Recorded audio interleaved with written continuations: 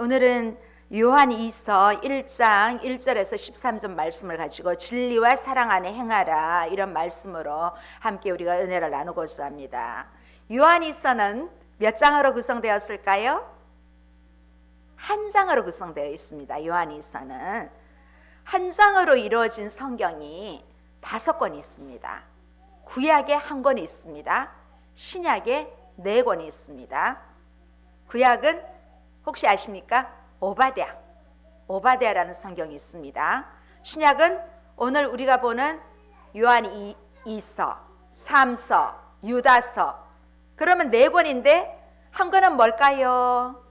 한 권은 뭘까요? 빌레몬서. 좀 앞에 있습니다. 빌레몬서. 그런데 이렇게 한 장으로 구성된 말씀을 제가 사복음서 하면서 중간중간에 거의 다 했습니다. 빌레몬서도 했습니다. 제일 먼저 했고, 그 다음에 오바댜도 했습니다. 요한 또 요한 2서 오늘 하고 유다서도 했습니다. 간간히 끼어서 했습니다. 틈이 있을 때. 근데 요한 3서 다음 주에 하면 5권 다 했습니다. 교회 개척 후에요. 자, 이렇게 말씀을 한 장짜리지만 그 안에는 놀라운 비밀들이 많이 있습니다. 다음 주에 이제 요한 3서를 하면 성경에 한 장짜리 5권을 우리 교회에 출석 처음부터 하신 분들은 다 했습니다. 자, 우리 했던 거 기억나십니까?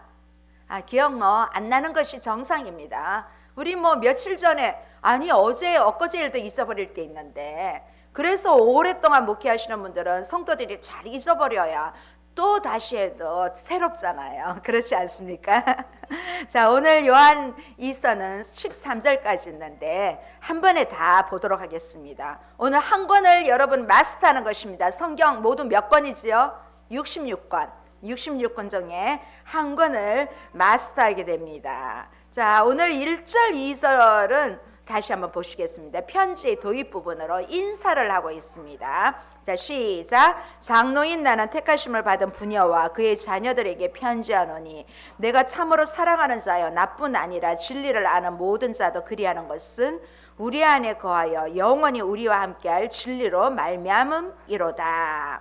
자, 여기 요한 1서는 좀 달랐는데 요한 2서 1절은 편지 도입부의 어떤 전형적인 형태를 가지고 있습니다. 발신자가 누굽니까? 장로로 나옵니다. 또 수신자는 부녀와 그의 자녀들이라고 합니다.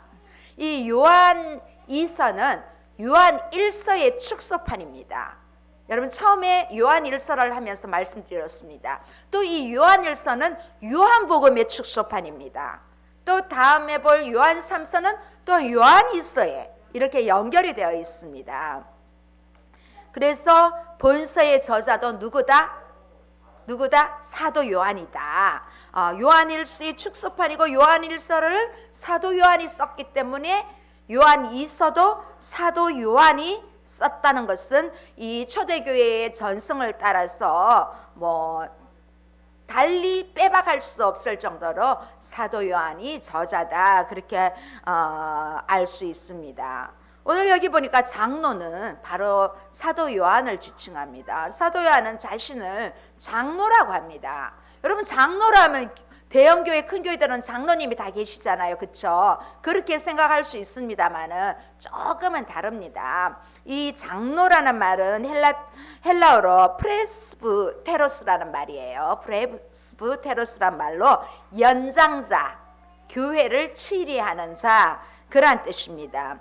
그래서 우리 신약 성경에 보면, 특히 목회서신에 보면 목사라는 칭호에 대해서 교회를 치리하는 자, 감독, 또 목양하는 역할, 목사, 이런 교회의 연장자, 이런 의미로 장로라고 많이 불렀습니다. 그래서 신약 성경에는 또 다른 의미로 감독이란 말도 있었어요. 지금도 이 감리교단에는 최고 위에 있는 분을 감독이라고 합니다. 예. 그래서 신약 성경에는 목사, 장로, 감독 다 거의 같은 의미로 목사를 현대의 목사를 지칭하는 그런 의미로 많이 썼습니다.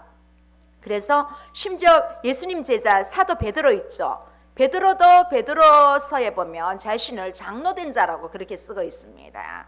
그리고 하나님의 양무리를 치는 자들을 장로로, 사도 베드로 같은 경우도 그렇게 얘기하고 있고, 사도 요한과 사도 베드로는 나이 차이가 좀 있지만은 같은 예수님의 12제자 중에 있었기 때문에 예수님의 공생애 동안에 서로를 잘 아는 사이지요. 아마 베드로는 그 당시 결혼도 한 사람이었기 때문에 좀 연장자였어요. 사도 요한은 좀 젊은이였고, 그래서 예수님의 제자들 중에서 다 순교를 했는데, 죽어서 대부분 순교를 했는데 사도 요한은 살아서 순교를 했습니다.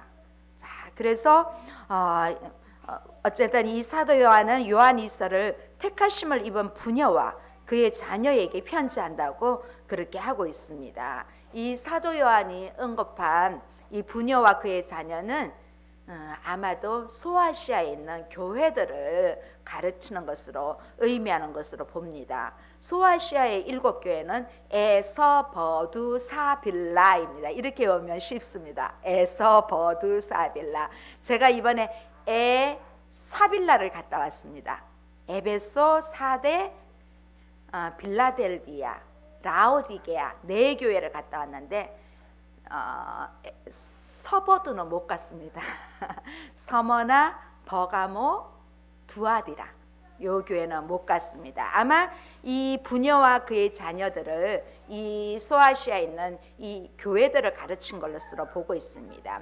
1절에서 이 사도 요한은 이 독자들을 진리 안에서 사랑한다고 표현합니다. 이 진리는 예수님에 대한 바른 지식을 의미합니다. 이 요한일서에서 말한 것처럼 예수님이 구약에서 약속한 메시아라는 것을 이 진리로 담고 있습니다. 사도 요한은 자신뿐만 아니라 이 여러 성도들도, 이 소아시아에 있는 여러 성도들도 지금 이 요한일서 안에 있는 독자들을 정말 사랑한다고 그렇게 말하고 있어요. 또 그 사람들을 진리를 아는 모든 자라고 그렇게 표현하고 있어요.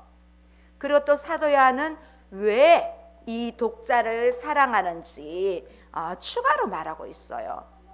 우리 안에 있고 영원히 함께할 진리 때문이라고 그렇게 말하고 있습니다. 여기 우리라는 표현은 그 사도 요한의 그룹만이 이 진리 안에 있다는 그러한 특별히 우리라는 것을 강조하고 있습니다. 이 요한일서의 핵심 단어가 거짓교사 경계입니다. 거짓교사 경계입니다. 교회를 흔드는 거짓교사들과 대조하여 누구의 가르침이 참인지를 이 사도 요한은 저자로서 말하는 것입니다. 그래서 이 서신을 기록한 목적이, 특별히 제가 요한일서를 하면서 여러분 영지주의에서 많이 알고 있지요. 영지주의. 이 영지주의적 이단 사실을 퍼뜨리는 거짓 순회 전도자들의 잘못된 가르침을 경계하도록 하기 위해서 이 요한일서를 특별히 기록을 했습니다. 요한일서도 요한일서처럼 그리스도의 인성을 잘못 해석하고 잘못된 견해들을 지적하고 있습니다. 특히 이 영지주의자들은 예수님의 영성, 신성만 인정하지 인성, 육체로 오신 성육신 사건을 인정하지 않습니다. 우리는 성도로서 하나님과 교제하기 위해서 하나님 말씀 안에 거해야 하는 것입니다. 왜냐하면 이 말씀에 예수님이 성육신으로 오셨다는 것을 말하고 있기 때문에 우리는 그 자체를 믿어야 한다는 것입니다. 이 사도 요한 시대의 거짓 교사들은 교회의 침투해서 잘못된 거짓 교리를 가르치고 있는 것입니다. 그래서 이 사도 요한은 그들을 단호하게 책망합니다. 우리 안에 거하며 영원히 하는 것은 진리다. 이 진리는 오직 예수 그리스도다. 구약에서 말씀한 오실 메시아, 지금 신약에서 오신 그리스도다. 그렇게 강력하게 그분은 우리 안에 거하시면서 우리와 영원히 함께 하신다. 이 사도 요한은 요한일서의 저자로서 요한일서 구독자들에게 그렇게 말하고 있습니다. 우리는 이 진리는 거짓된 가르침이나 이단 사상을 분별할 수 있도록 지혜와 분별력을 주십니다. 그래서 여러분이 성경을 알아야 합니다. 성경을 잘 모르면 어디 카더라 하면서 혹할 수가 있습니다. 지금의 많은 젊은이들이 이단에 넘어가는 이유가 무엇이겠습니까? 거기에 혹해서 가는 것입니다.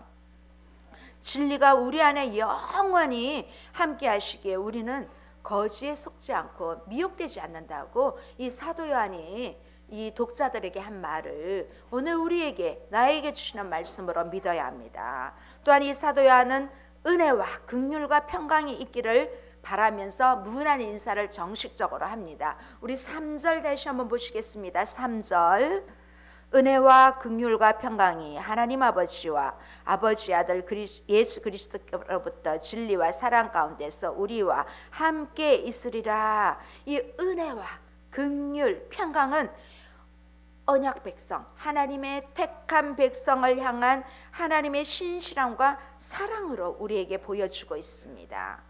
여러분, 은혜가 뭡니까? 은혜는 우리가 받을 수 없는 것을 예수 그리스도를 인하여 하나님께서 주신 것입니다. 예수님 때문에, 예수님을 통하여 우리에게 주신 것이, 하나님이 주신 것이 바로 은혜입니다. 이 은혜는 우리가 이후에 천국을 향할 수 있도록 그러한 은혜까지 베풀어 주신 것입니다. 또 긍휼은 무엇입니까? 우리가 마땅히 받아야 하는 건데 그것을 주지 않은 것이, 준 것이 긍휼이 아니라 안 준 것이 긍휼입니다. 우리는 죄로 인하여 영원히 형벌을 받아야 하는데 그 형벌을 예수님 받으시고 우리가 받지 않도록 하나님이 긍휼을 우리에게 주신 것입니다. 또 평강은 무엇입니까? 이 평강은 하나님의 은혜와 긍휼을 받음으로 인해서 하나님이 주시는 축복입니다. 우리가 하나님과 함께 하실 때 우리는 임마누엘, 하나님이 우리와 함께 하시는 축복, 평강을 얻을 수 있는 것입니다. 이 사도 요한은 또한 예수 그리스도를 하나님의 아들이라고, 왜냐하면 사도 요한은 처음부터 이야기했잖아요. 우리가 목격한 것을 말한다. 내가 목격한 것을 말한다. 이 사도 요한은 예수님과 3년 이상 공생에 함께하면서 예수님의 모든 표적과 이적을 다 보았고, 또 예수님이 어떻게 행하셨는지, 십자가를 지고 또 예수님이 부활하시고 또 다시 승천하신 것까지 다 목격했습니다. 예수님이 태어나신 것과 예수님이 다시 오실 것만 목격하지 못하고 다 했기 때문에 예수님은 하나님의 아들로서 그리스도라는 것을 다시 한번 밝히고 있습니다. 자, 그러면서 사도 요한은 참된 믿음은 성육신하신 하나님의 아들을 믿는 믿음을 통하여 나오는 사랑임을 다시 한번 가르치고 있습니다. 우리 4절 보시겠습니다. 시작. 너희 자녀 중에 우리가 아버지께 받은 계명대로 진리에 행하는 자를 내가 보니 심히 기쁘도다.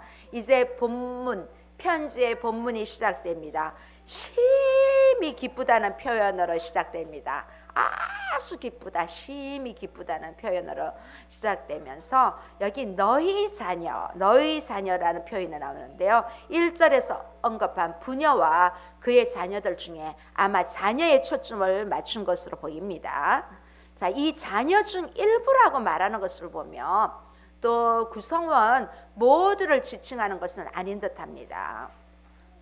좀 이 사도 요한이 하는 말을 일부는 다르게 행한다는 뜻이지요. 그래서 1절에서 3절에서처럼 계속적으로 진리에 대해서 집중하고 있습니다. 우리가 아버지께 받은 계명대로, 여기 우리는 누굴까요? 복음의 진리를 가르친 이 저자 사도 요한의 그룹을 의미합니다. 아버지께 받았다. 이 말은 거짓 교사들과 달리 이 저자 사도 요한의 복음이 확실한 것을, 참이다는 것을 전하려는 것입니다. 이 저자는 자신의 기쁨을 전달하려고 합니다. 사도 요한은 예수님으로 인하여 너무 기쁘다는 것입니다. 이 저자의 관심은 단순히 독자의 평안이 아니라 그들이 진리 안에서 바르게 사는 삶입니다. 이 편지 전체를 봤을 때 이 사도 요한이 저자로서 그 의도 중 하나가 거짓 교사들에 대한 그런 영향력을 차단하고 이제는 이 독자들이 진리 위에 굳게 서기를 바라는 간절한 마음이 이 요한일서 한 장에 사도 요한의 마음을 그대로 전달하고 있습니다. 우리 5절 6절 한번 보시겠습니다. 5절 6절 시작. 부녀여 내가 이스에 내게 구하노니 서로 사랑하자. 이는 새 계명같이 내게 쓰는 것이 아니요 처음부터 우리가 가진 것이라. 또 사랑은 이것이니 우리가 그 계명을 따라 행하는 것이요 계명은 이것이니 너희가 처음부터 들은 바와 같이 그 가운데서 행하라 하심이라. 이 사도 요한은 교회 구성원들이 진리 안에 살아가는 모습을 근거로 하나님의 또 다른 그 계명에도 집중하라고 권면하고 있습니다.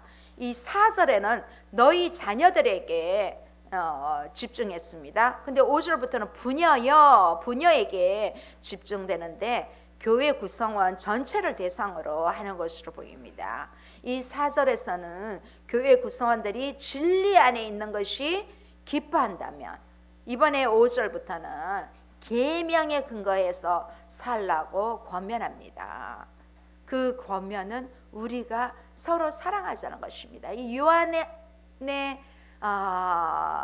애칭은 사랑의 제자 그렇게 생각하면 됩니다. 최후의 만찬에서도 이렇게 가장 예수님 옆에 붙어 있었던 그 제자가 바로 사도 요한이라고 합니다.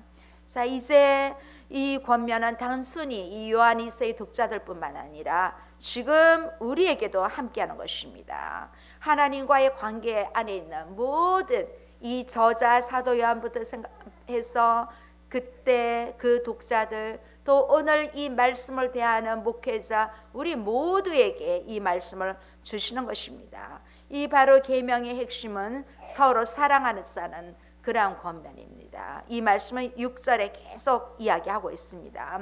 계명의 핵심은 사람을 사랑하고 하나님을 사랑하는 것입니다. 여러분 누차 이야기하지만 10계명이 바로 수직적으로 하나님 사랑, 수평적으로 사람을 사랑하는 것입니다. 새 언약 안에서 하나님을 사랑하는 것은 이 예수님의 메시아요 완전한 계시자라는 것을 예수님을 통해서 다시 한번 서로 예수 안에서 사랑하는 것으로 이 계명을 두고 있습니다.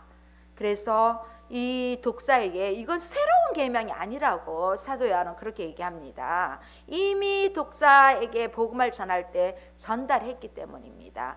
우리가 요한일서를 통해서도 계속적으로 보았습니다. 그래서 이 계명을 5절에 보면 처음부터 우리가 가진 것이라고 그렇게 얘기합니다. 또 6절에는 너희가 처음 들은 것이라고 처음부터 들은 것이라고 그렇게 얘기합니다. 이제 내가 처음 얘기하는 것이 아니라는 것입니다. 이 처음부터를 강조하면서 중간에 이렇게 거짓 교사들이 끼어든 것은 원래 가르침이 아니라는 것입니다. 그들이 가르치는 것은 진리가 아니라는 것입니다. 이제 사도 요한은 7절에서 거짓 교사와 교리에 대해서 다시 한번 언급하고 있습니다. 우리 7절 8절 보시겠습니다. 시작. 미혹하는 자가 세상에 많이 나왔나니 이는 예수 그리스도께서 육체로 오심을 부인하는 자라. 이런 자가 미혹하는 자여 적 그리스도시니 너희는 스스로 삶과 우리가 일한 것을 잃지 말고 오직 온전한 상을 받으라. 이 7절은 편지 본론의 이제 두 번째 부분입니다. 이 5절 6절과는 달리 저자와 독자 외에 제3의 인물을 올립니다. 누굽니까? 미혹하는 자, 적그리스도로 표현하는 거짓 교사들입니다. 자, 이 거짓 교사들의 영향력을 조심하라고 명령하기에 앞서서 이 7절은 현재 그들의 상황을 서술하고 있습니다. 미혹하는 자, 적그리스도 세상에 많이 나왔고 또 지속적으로 앞에서도 말했지만 이 사람들은 예수 그리스도를 성육식하다 하신 것을 믿지 않습니다. 이 거짓 진리를 전하는 자와 참 진리를 전하는 자를 이 구별하라는 우리 요한일서 4장에서도 봤습니다. 같은 맥락입니다. 거짓 가르침으로 교회를 어지럽힌 이 거짓 교사들은 현재도 활동을 합니다. 지금도 활동합니다. 요한 이서의 수신자들의 지금 그 자리뿐만 아니라 우리 오늘날 이미 많은 시간이 지난 지금도 이단들은 온 세계에 활동 중입니다. 우리나라만 해도 수없이 많습니다. 그래서 그들의 영향력과 그들의 위협적인 그런 부분이 완전히 사라지지 않았기 때문에 조심하라고 정말 그렇게 사도 요한은 권면하고 있습니다. 독자들이 진리와 사랑의 계명에 더 집중해야 된다. 그래야 어떤 이단이 와도 거짓 선지자들이 와도 속지 않는다는 것입니다. 지금도 혹시 있을지 모르니까 조심하라, 또 조심하라. 그렇게 포교하는 그들을 조심하라고 합니다. 우리 또 이마트만 가도요, 걸어가면 그 앞에 항상 이단들이 전도하고 있습니다. 둘이 짝지어서 하고 있습니다. 이렇게 거짓 교사들의 정체에 대해 많은 이단들은 지금도 예수님의 육체에 대한 그러한 이해를 거짓 가르침으로 그런 데 두고 있습니다. 그래서 그들은 예수님의 영과 육을 구별하는 것이지요. 그런데 예수님의 육체를 부인하면 그것은 진리가 아니라는 것입니다. 그래서 우리는 예수님이 육체로 오신 것을 또 다른 예수님의 정체성으로 보아야 한다는 것입니다. 미혹하는 적그리스도는 예수님이 구약에서 예언한 메시아가 아니라고 그들은 고백하지 않습니다. 아마 이 요한일서에 침투한 거짓 교사들은 유대교가 아닐까 싶습니다. 여러분, 유대교 그러면 예수님 믿는 줄 알죠? 유대교는 하나님 믿습니다. 예수님 안 믿어요. 유대교는. 이스라엘도 튀르키예 같은 경우도 기독교가 1%도 안 되거든요. 여러분, 예수님이 이스라엘에서 오셨잖아요. 태어나셨잖아요. 그런데 그 이스라엘은 우리나라 뭐 경상남북도 크기 정도 될까요? 그 작은 나라에 막강한 IT 이런 그런 것들로 인하여 아주 평화상 노벨상 받은 사람들도 많이 있어요. 그런데 그들이 예수님 안 믿어요. 1%도 안 돼요. 이스라엘도 튀르키예처럼. 튀르키예도 복음의 발상지지만 소아시아 7교회가 있고 또 사도 바울이 태어난 곳이지만 복음의 발상지인데도 거기는 예수님을 믿지 않아요. 그런데 더 놀라운 건 예수님이 탄생하신 이스라엘도 기독교가 1%도 안 된다는 사실에 참 놀랍습니다. 아마 여기에 침투한 사람들이 유대교가 아닌가 싶습니다.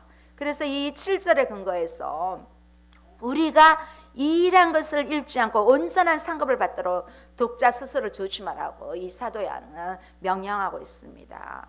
사실 이 사도 요한은 거짓 교사들과 직접적으로 싸우지는 않습니다.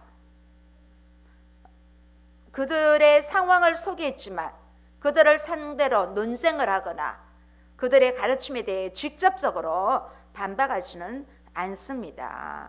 여기서 이렇게 거짓 교사와 관련된 명령을 전달하는 것은 그들의 영향력이 너무 크다는 것입니다. 너무 크기 때문에 위협적이기 때문에 다칠 수 있기 때문에 말하는 것입니다. 지금도 이단들이 교회에 침투하고 있습니다. 그래서 교회 문마다 그 이단을 주의하라는 스티커들이 다 붙어 있습니다. 이 요한일서에 의하면 그들은 이 요한 2세의 교회를 지금 분열시키고 나간 것입니다. 그들로 인해서 피해를 입은 이 사도 요한은 독자 교회를 위해서 조심하라고 그렇게 말하는 것입니다. 사도 요한은 지금까지 자기가 만난 예수 그리스도를 증거하고 교회를 지으면서 복음을 전하면서 백성들의 공동체인 하나님의 교회를 세우고 있는데 이들로 인하여 교회가 와해되고 있기 때문에 염려하는 것입니다. 그래서 그들이 정말 온전한 상급 받기를 간절히 기대한다고 그렇게 말하고 있습니다. 여기서 나오는 온전한 상급은 뭐 미래의 관점을 갖고 있지만 정확한 의미는 알기 어렵습니다. 단순히 뭐 신자의 행위에 대한 그러한 보상은 아닐 것입니다. 그런데 이 9절에서 언급하는 하나님과의 관계 표현으로서 미루어 볼 수가 있습니다. 우리 9절 한번 보시겠습니다. 시작. 지나쳐 그리스도의 교훈 안에 거하지 아니하는 자는 다 하나님을 모시지 못하되 교훈 안에 거하는 그 사람은 아버지와 아들을 모시느니라. 이렇게 진리를 믿음으로 구원받은 성도는 이 빛의 영역 안에서 하나님과의 새 언약 관계 안에 있는 사람들이기 때문에 온전하게 누리는 그 상태로 그렇게 우리가 볼 수 있습니다. 이 그리스도 안에 있는 사람과 그리스도 밖에 있는 사람, 그것을 이렇게 대조해서 어떤 것이 바른 진리인지 사도 요한은 그렇게 말하고 있습니다. 여기 보면 그리스도의 교훈이 나오지요. 이 그리스도의 교훈이라 그리스도에 대한 바른 가르침, 또 예수님이 가르친 바른 복음과 함께 사도 요한은 자신의 가르친 것이 바로 그것이 복음이라는 것입니다.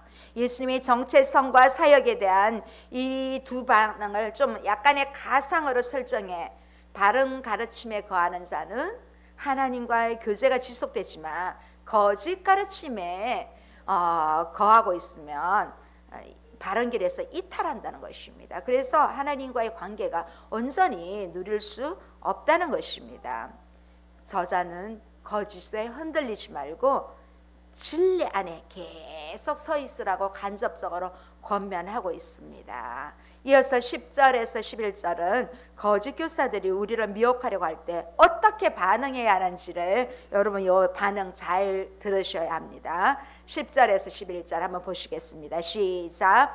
누구든지 이 교훈을 가지지 않고 너희에게 나아가거든 그를 집에 들이지도 말고 인사도 하지 말라. 그에게 인사하는 자는 그 악한 일에 참여하는 자임이라. 네. 만일 누구든지 독사에게 가서 저자와 다른 가르침을 가르친다면 전한다면 그 사람을 집안으로 들이지 말라는 것입니다. 심지어 인사조차도 하지 말랍니다. 약간 이 상황을 보면 복음이 어떻게 누구든지 2단이오든 3단이오든 다 받아들여져야 되지 않나 그렇게 우리가 혹시 생각할 수도 있습니다. 왜냐하면 이 순회 교사들 중에도 거짓 교사들이 있거든요. 그들이 순회하면서 잘못 가르치며 그 가르침에 빠져들기 있기 때문에 그 사람들을 말로 해서 이길 수 없습니다. 여러분 이단들이 앞에 와서 말재간으로 이길 수 있습니까? 여러분 이기기 쉽지 않습니다. 그들은 말 진짜 잘합니다. 훈련받은 사람들이었어. 여러분이 성경 공부하는 것보다 몇 배의 훈련을 받기 때문에 성경 어디 그러면 그런가? 여러분 헷갈릴 수 있습니다. 그래서 이런 기회를 주지 않기 위해서 문을 또 열어주지 말라 할 정도로 그렇게 하고 있습니다. 왜냐하면 똑같이 받아들이고 들어버리며 악한 것에 동조하는 것이 된다는 것이잖아요. 당시 사람들을 환대하고 또 가정에 들어오라는 것은 서로 교제를 의미하고 공조예요. 공조. 거짓 교사들 받아들이면 그들과 교제하는 것이 되거든요. 그래서 그 거짓 가르침에 또 솔깃하게 되는 거예요. 그렇기 때문에 문도 열어주지 말고 인사도 하지 말라는 거예요. 얼핏 보면 이 명령은 요한 1, 2, 3서는 특히 사랑의 사도로서 사랑에 대해서 이야기하는데 사랑의 계명과 상충될 수 있지만 이 사랑은 진리와 분별되는 것도 반드시 수행해야 됩니다. 진리가 아닌데 거기에 막장구 치고 있으면 안 된다는 것입니다. 그래서 진리로 분별하지 않는 사랑은 진정한 사랑이 아니라는 것을 이 요한 2서에서 사도 요한은 우리에게 보여주고 있는 것입니다. 이제 우리는 앞으로 우리 집에 혹시 거짓 교리를 가르치기 위해서 찾아오는 신천지나 여호와 증인 안상홍 하나님의 교회에 속한 자들이 오면 여러분 단호하게 거절해야 됩니다. 말 섞을 필요 없습니다. 이제 사도 요한은 방문 계획을 소개하면서 편지를 마무리하기 시작합니다. 우리 오늘 마지막 말씀 12절에서 13절 한번 보시겠습니다. 함께 보시겠습니다. 시작. 내가 너희에게 쓸 것이 많으나 종이와 먹으러 쓰기를 원하지 아니하고 오히려 너희에게 가서 대면하여 말하려 하니 이는 너희 기쁨을 충만하게 하려 함이라. 택하심을 받은 내 자매의 자녀들이 내게 문안하느니라. 너 이런 말이 조금 헷갈리죠. 네, 사도 요한은 독자들에게 쓸 것이 많지만 먹으러 종이로 하지 않고 대면해서 전하기 원한다고 합니다. 오늘 이 사도 요한은 저자로서 두 가지 방문 효과를 줄 것으로 말합니다. 하나는 그들을 만나서 얼굴과 얼굴로 교제하는 것이고, 또 다른 하나는 거짓 교사들의 위험과 바른 가르침에 대한 이러한 것들을 직접 전하여 독자가 스스로 보호할 수 있도록 도와주기 위함입니다. 그러면서 이 모든 것이 사도 요한의 기쁨을 더해 줄 것이라고 합니다. 사도 요한은 독자들의 상황을 듣고 기뻐한다면서 편지 본론을 시작했습니다. 그런데 이제 결론으로 미래의 방문을 통해서 독자들이 굳게 서게 될 상황으로 인해 기뻐한다고 그렇게 편지를 마무리합니다. 또 이와 비슷한 예로 사도 바울은 빌립보서를 쓰면서 빌립보 감옥에서 기뻐한다. 빌립보스 주제가 기쁨입니다. 그런 감옥에 있으면서도 기뻐했습니다. 이 사도 요한도 요한 이서를 쓰면서 편지 본론에도 내가 너희를 생각하면서 기쁘다. 또 결론에도 내가 너희에게 앞으로 갈 것을 생각해서 너무 기쁘다. 이렇게 말하고 있어요. 사실 목회자도 보면 성도들이 신앙생활 잘하고 또 열심히 살아가는 것을 보면 참 기쁩니다. 성도가 잘 되는 것이 얼마나 기쁜지 모릅니다. 성도가 조금 못하고 있고 이러면 아픕니다. 여러분 우리 교회 함께하는 성도들은 기쁘게 해주십시오. 여러분이 열심히 신앙생활 하시고 열심히 또 주어진 일터 사역을 잘하면 그것이 목회자에게는 큰 기쁨인 것처럼 이 사도 요한의 기쁨입니다. 이들을 생각할 때 여기 보면 택함을 받은 네 자매들이 자매의 자녀들이 내게 문안한다고 합니다. 내게 문안한다고 합니다. 자, 뇌가 두 번 나오죠. 이 저자의 인사가 독자를 향한 다른 교회의 인사로 보입니다. 또 택함 받은 너의 자매란 아마 1절에 부녀라는 말하고 조금 연결되는 것 같습니다. 이렇게 저자의 사도 요한의 영향력으로 세워진 또 다른 교회로 보입니다. 그 자매의 자녀들은 모두 다 교회 구성원입니다. 이 표현을 보면 교회를 가족 구성원으로 묘사해 마치 가족끼리 서로 안부를 묻듯 친밀한 사랑의 관심을 전하는 말입니다. 여러분 아마 이렇게 멀리 떨어진 부모 형제보다 가까이 있는 성도를 더 자주 보는 것입니다. 그래서 식구입니다. 구성원입니다. 우리는 오늘 사도 요한에게 교제의 소중함을 배울 수 있습니다. 사도 요한의 말을 오늘날의 표현을 하면 우리가 카톡 문자 하잖아요. 그렇죠? 카톡이나 문자 또 전화보다는 만나서 이렇게 교제함으로 풍성한 은혜를 나눌 수 있다. 이렇게 바꾸어 볼 수 있습니다.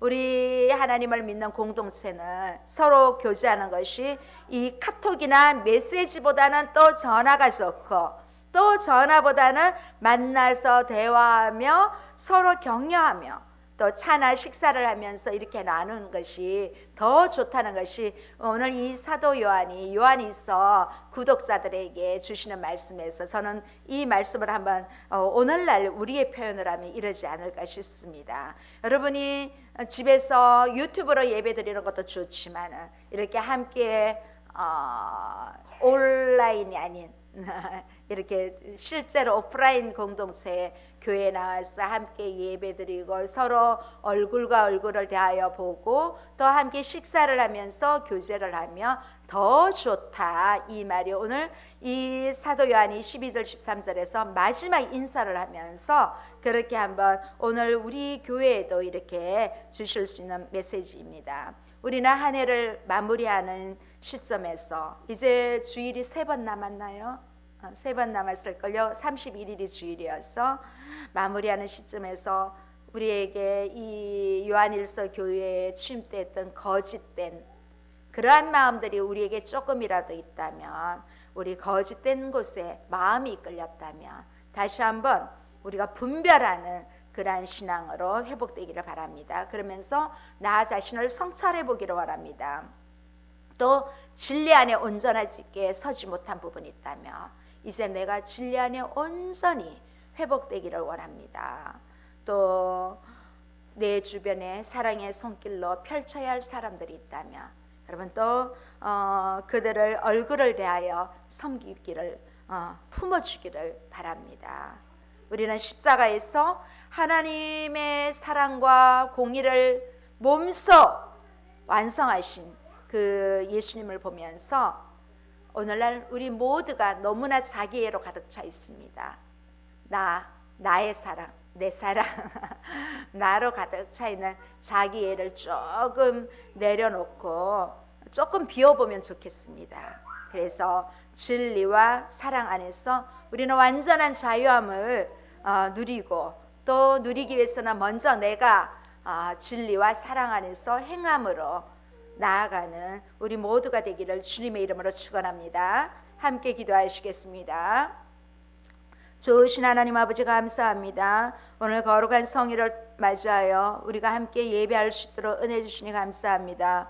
오늘도 주의 성령이 함께하여 주시옵시고 우리 가운데 좌정하여 주시사 이제 우리가 한 해를 마무리하면서 우리가 온전하게 진리 안에 서지 못했다면, 다시 한번 우리에게 작은 거짓이라도 있다면 이제 이 모든 것을 내려놓고 주님 앞에 바로 설 수 있도록 십자가에서 사랑과 공의를 완벽하게 완성하신 그 예수님을 쫓아 우리도 따라 나아갈 수 있는 주님의 작은 제자가 될 수 있도록 은혜를 베풀어 주시옵소서. 감사하며 우리 주 예수 그리스도의 이름으로 기도드립니다.